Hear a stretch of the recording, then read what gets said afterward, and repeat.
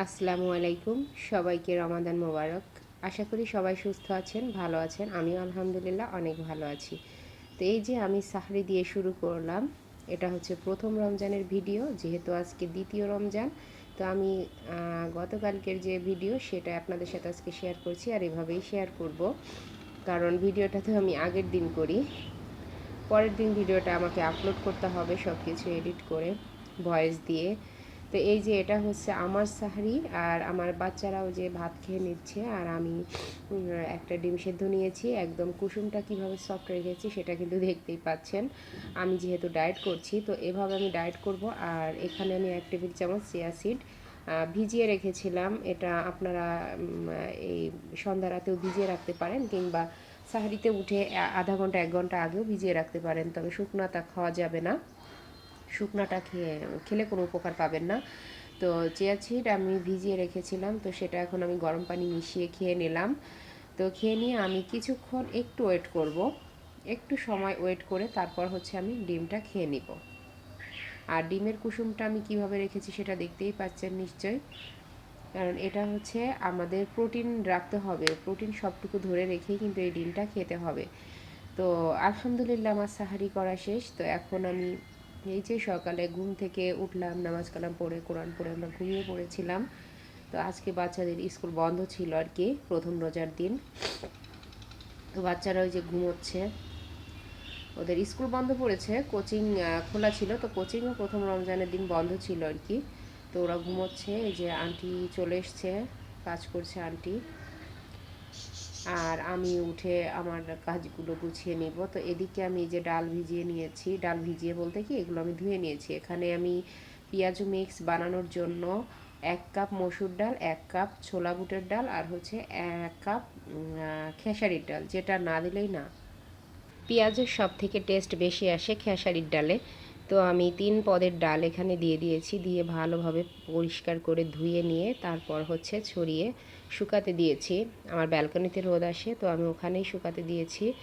আপনারা ছাদে মানে যে কোনো রোদ দিয়ে বাতাসে যেভাবেই শুকান, এটা একদম ঝরঝরে করে শুকিয়ে নিতে হবে, একদম শুকিয়ে ফেলতে হবে। তো আমি যাই হোক একটু বাসার কাজকর্ম করে নিচ্ছি, গুছিয়ে নিচ্ছি। আর এদিকে দেখি আমার পাখিটার কি অবস্থা।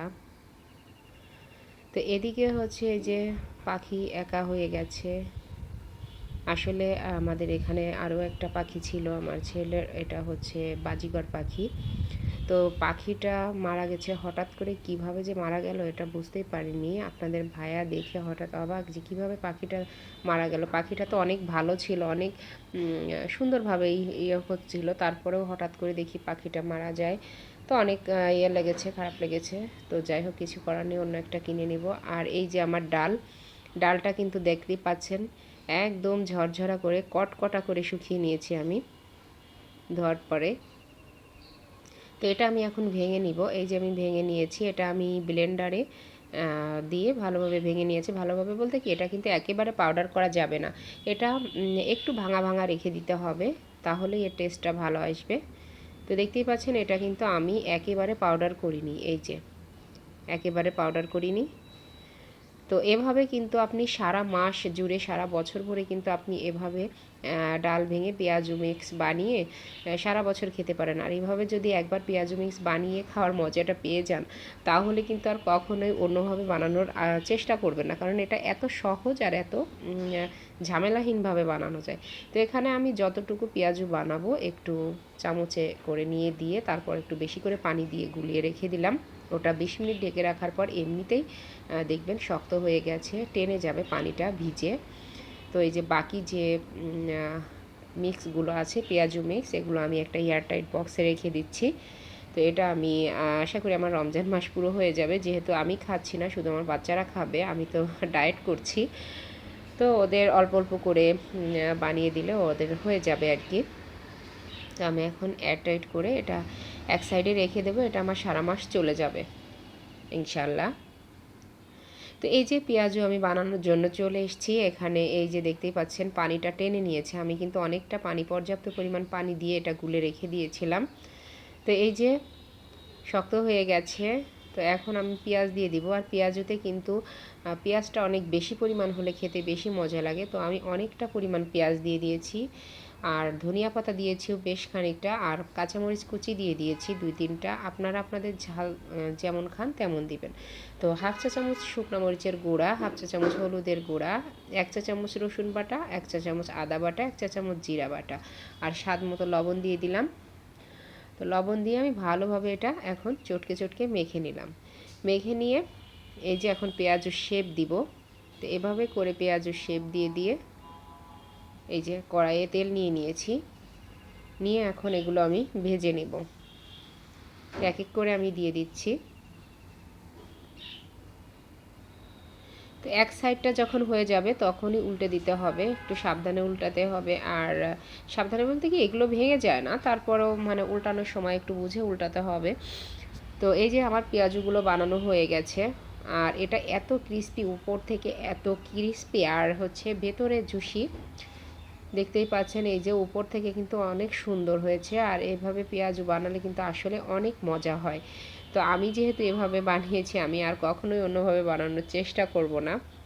তো এই যে ইফতারিতে চলে আসলাম। ইফতারিতে যে আমি দুটো ড্রিঙ্কস নিয়েছি, একটা হচ্ছে আমার একটা হার্বাল ওয়েট লস ড্রিঙ্ক, আর একটা হচ্ছে আমার সিক্রেট ড্রিঙ্ক। তো ওটার রেসিপি আমি আপনাদের সাথে একসময় শেয়ার করব। তো এই যে আমার ইফতারি, দুটো ডিম সেদ্ধ একদম কুসুম সফট রেখে, কিছু শসা নিয়েছি, অল্প কিছু ছোলা নিয়েছি, টমেটো নিয়েছি বেশি করে, আর লেটুস পাতা নিয়েছি, ধনিয়া পাতা নিয়েছি, কাঁচামরিচ, পেঁয়াজ কুচি, সব কিছু মিলিয়ে আমি সালাদটা বানিয়ে নিয়েছি। তো এখন আর নিয়েছি আমি 4-5 পিস তরমুজ, আর একটা খেজুর নিয়েছি। তো এগুলো দিয়ে আমি ইফতারি সেরে নিব, প্লাস ডিনারটাও কিন্তু আমার এটাই থাকবে, যেহেতু আমি ছোলা খাচ্ছি। তো আমার তাহলে তো আর কোনো ভাত রুটি নেওয়া যাবে না। তবে ছোলা যদি না খেতাম তাহলে অবশ্যই 80 গ্রাম কিংবা 60 গ্রাম ভাত নিতাম, কিংবা পাতলা একটা রুটি নিতাম। তো সবাই চাইলে আমার সাথে এভাবে ডায়েট করতে পারেন আমার প্রতিদিনের ডায়েট রেসিপি দেখে। তো আশা করি সবার ভালো লাগবে। আর অবশ্যই আমার চ্যানেলটি সাবস্ক্রাইব করে দিবেন, পাশে থাকা বেল বাটনটি ক্লিক করে দিবেন, আর বেশি বেশি লাইক, কমেন্ট, শেয়ার করবেন। আর আমার জন্য দোয়া করবেন। আপনাদের দোয়া আর আপনাদের সহযোগিতায় কিন্তু আমি আমার চ্যানেলটা এগিয়ে নিয়ে যেতে পারবো। তাছাড়া আমার এই চ্যানেলটা এগিয়ে নিয়ে যাওয়া আসলে সম্ভব না। তো সবার কাছে দোয়া প্রার্থনা করছি, অবশ্যই আমার জন্য দোয়া করবেন। আর অবশ্যই আমার সাথে চাইলে এইভাবে ডায়েট করতে পারেন, আশা করি সবাই উপকার পাবেন। আর এভাবে যদি ডায়েট করেন, 1 মাসে আপনি মিনিমাম 6 থেকে 7 কেজি কিন্তু ওজন কমাতে পারবেন, এটা গ্যারান্টি। কারো কারো এর থেকে বেশিও কমে। তো সবাই এই পর্যন্তই। আসসালামু আলাইকুম।